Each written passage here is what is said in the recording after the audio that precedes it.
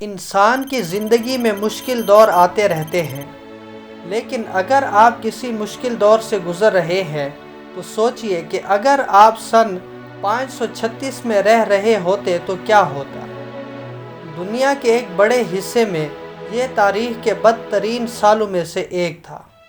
اس سال یورپ میں پر اسرار سی دھند پھیل گئی۔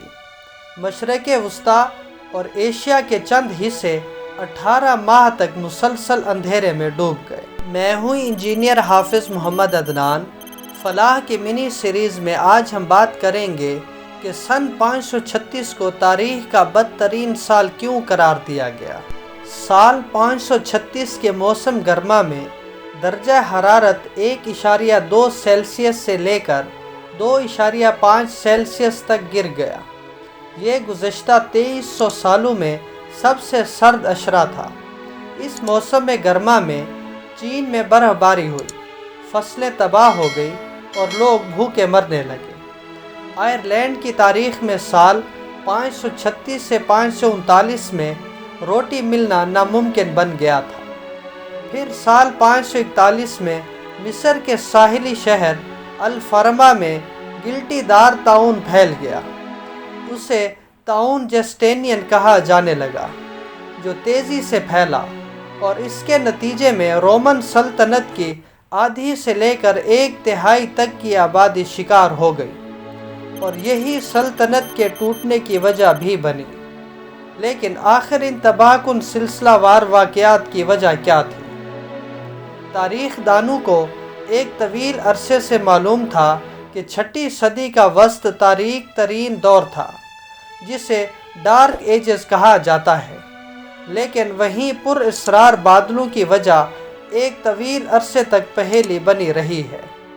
مگر اب محققین کو سوئس گلیشیئر سے حاصل کردہ برف کے ٹکڑے کے باریک بینی سے کیے گئے تجزیے سے وضاحت ملی ہے۔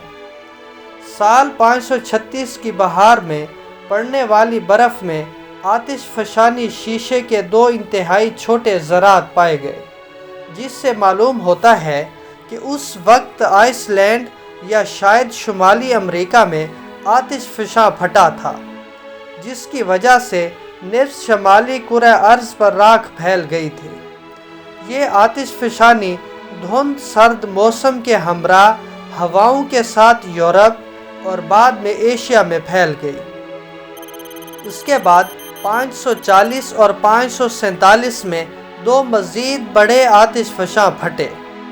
بار بار آتش فشاں پھٹنے اور اس کے بعد طاعون کی وجہ سے یورپ معاشی جمود کا شکار ہو گیا، جو 1 صدی یعنی سن 640 عیسوی تک اس سے نکل نہیں سکا۔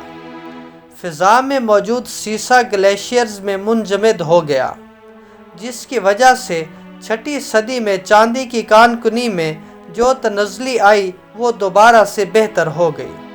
اسی طرح سے سیسے کی پیداوار میں دوبارہ 660 میں بہتری آئی اور قرون وسطیٰ کی ابھرتی معیشت میں چاندی شامل ہو گئی۔